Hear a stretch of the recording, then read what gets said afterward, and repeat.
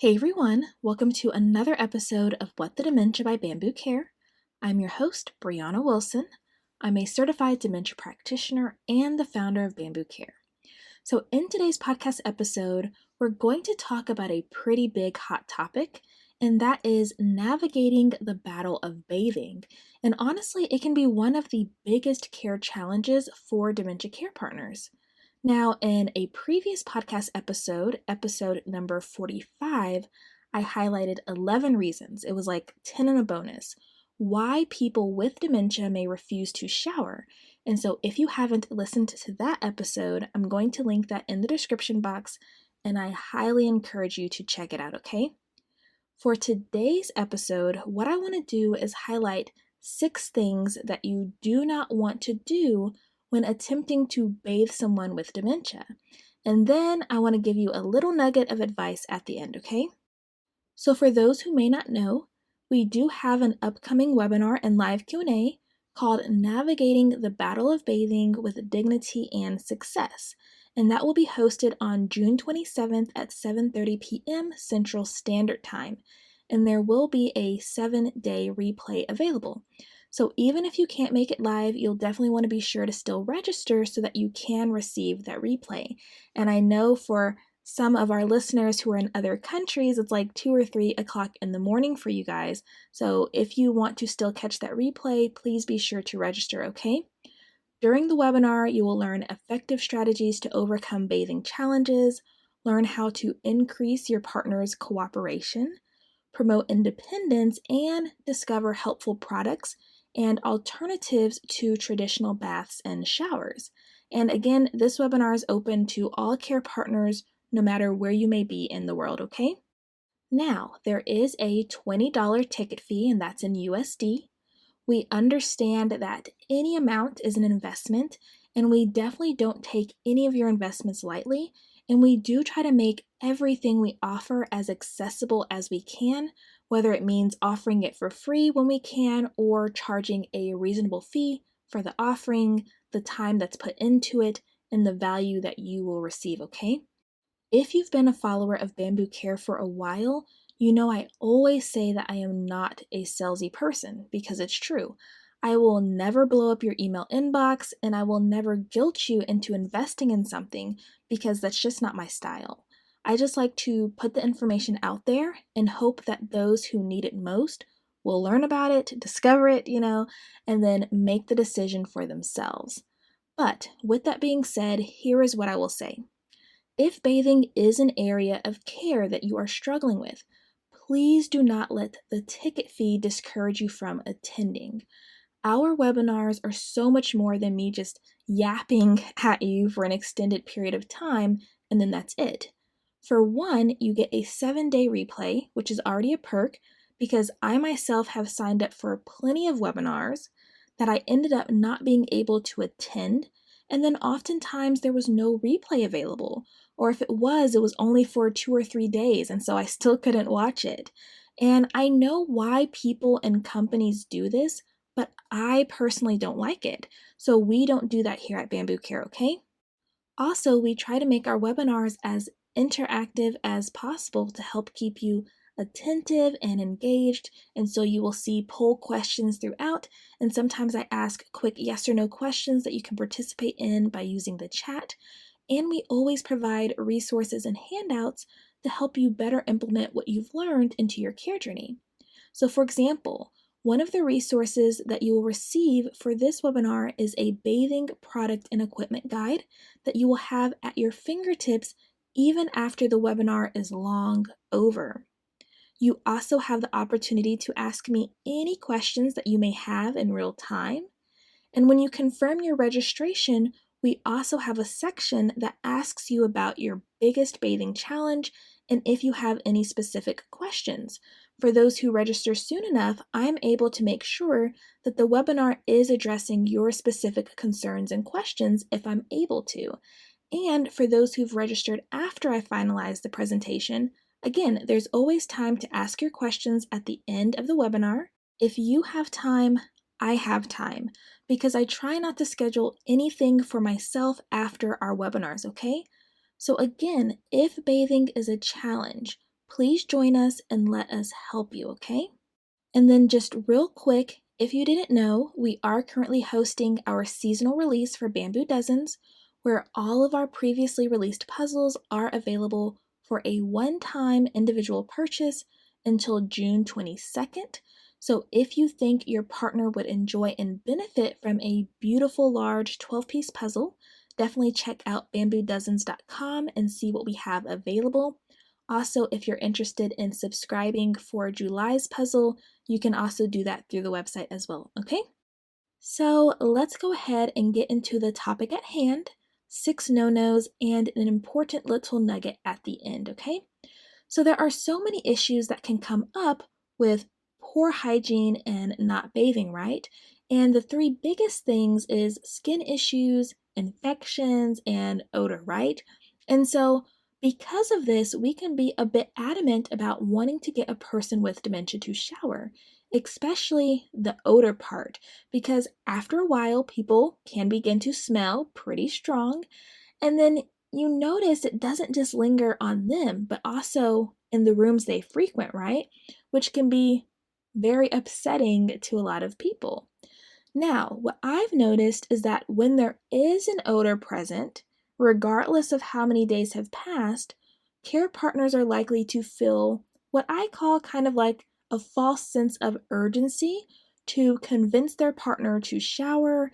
And so, with this, sometimes comes some unpreferred tactics because of the place that it's coming from, right?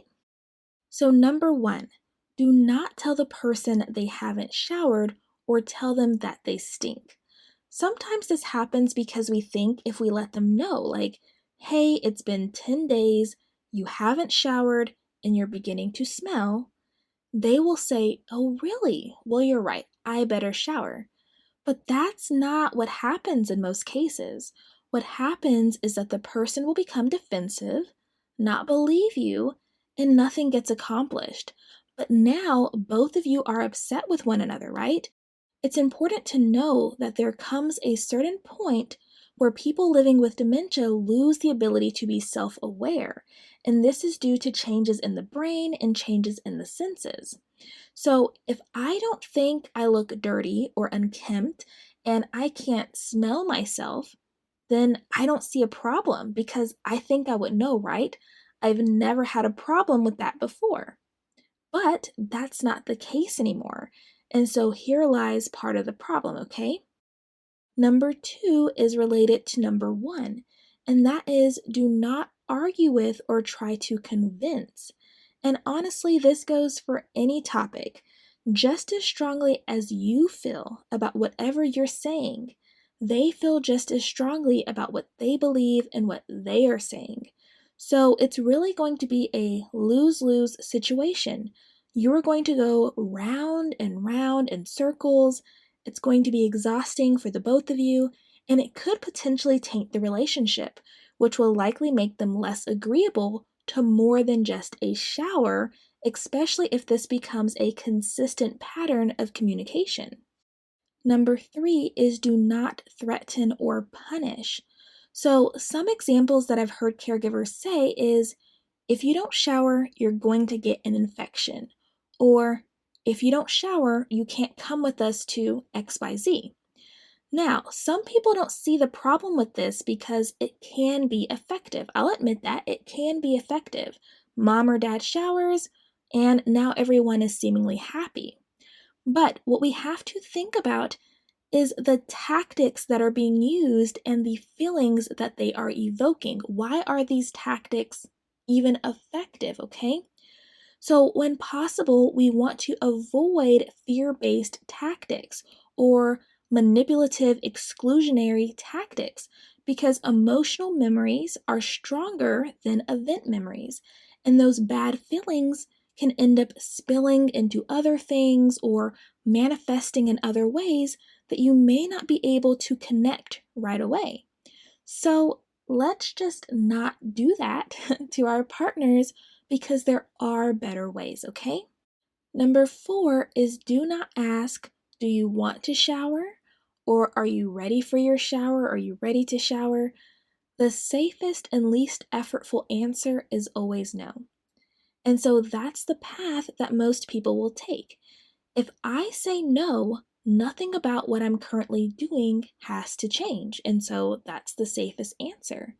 Plus, most people don't shower because they want to or are ready to. People usually shower because that's what they've been conditioned to do, or they feel like they should or need to. So think about it. Why do you shower? Is it because you really want to, or is it because you feel like that's what you're supposed to do, or like you need to take a shower? So, for example, if I've been around toxins or viruses or bacteria, whether it's environmental or because I've been at the hospital or something like that, then I should probably shower even when I don't feel like it.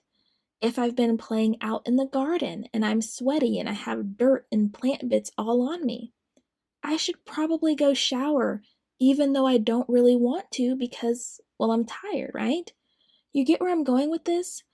Now, there are some people who do, in fact, want to shower. Showers or baths can be very relaxing for many people, but for others, that's not the motivation behind showering. So, the way that you present showering or bathing and the language you use, the words you use, really does matter and can influence whether or not your partner is agreeable to bathing. Number 5 is do not move fast. I see this one quite a bit. If a person doesn't like to bathe, some people believe that moving quickly through the undressing and bathing tasks is the best method. After all, if I can move quick and get it done fast, then they don't have to be in distress for so long. But the quick movements could actually be making it worse and far more unpleasant for the person because moving quickly can make people feel anxious, as if they have no control over their situation, or it can just be very overstimulating. So, you may actually find that the person becomes even more combative or they're yelling even louder when you are moving quickly. So, if timing is important, if you've determined that the time is an important aspect, the goal is to move efficiently, not necessarily quickly, okay? And then number 6 is do not continue the shower if your partner is clearly in distress. Now, there are definitely levels to this, but if the person is crying, screaming, and hitting, there is something about what is happening that the person does not like. These behaviors should not be normalized as a part of the bathing experience. So, if you are forcing a person through a shower, what you are really doing is giving them a torture session. And again, there's levels to it, but that's essentially what's happening. And if you can just imagine yourself in your partner's shoes and you are trying to communicate, no, stop, I don't like this, and the other person keeps going, what kind of emotions do you think would come up for you? How do you think you would feel? I imagine you wouldn't feel too good about it, right? So please do not prioritize the task over your partner. Immediately stop what you're doing, tune into what aspects of the task are distressing, and make adjustments accordingly, even if that means ending the bathing task altogether and trying again later or another day, okay? So hopefully what I've said makes sense. Now, if you are guilty of doing any of these things, please do not beat yourself up about it, okay? Please do not feel like you are not a good caregiver because that is not the case, okay? If your intentions were good, then your heart was likely in a good place and you were doing the best you could at the time, okay? So give yourself grace. It's okay. Now you know. And now, with what you know, you can make efforts to do better, right? That's what it's all about. It's about doing the best you can while you're doing it. If you learn something that can make you better, you try your best to implement it and you just keep it going. This is such a long journey. So if you beat yourself up about every little thing that maybe you didn't do, quote unquote, right, this is going to be a very hard journey for you. So give yourself grace, know that it's okay, and the goal is to just do better, okay? So, with that being said, here's my little nugget for you before we wrap up today's podcast. This is what I need you to know. If your partner is refusing to shower or becomes combative during a shower, it's typically because there is an unmet need, and that need needs to be addressed. We cannot ignore any unmet needs, okay? And the tricky part is that there can definitely be more than one. So when it comes to this, your two best friends are going to be your eyes and your ears so that you can observe and listen to what your partner is trying to communicate and figure out if there's anything that you can do differently, either with your approach and the level of support you are providing or with the environment, okay? So if you want to get more information on the topic of bathing, please be sure to join us and get your ticket for the Navigating the Battle of Bathing with Dignity and Success webinar and live Q&A. Again, it will be hosted on Tuesday, June 27th at 7:30 p.m. Central Standard Time. There will be a replay available and ticket sales in about 2 days before the event, okay? So I really do hope to see you all there. So that wraps up today's episode. I hope you found this podcast episode interesting and informative. If you do find our podcast helpful, please consider leaving us a review to help others find the podcast.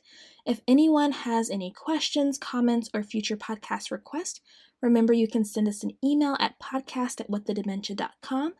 Thank you so much for joining us on another episode of What the Dementia by Bambu Care.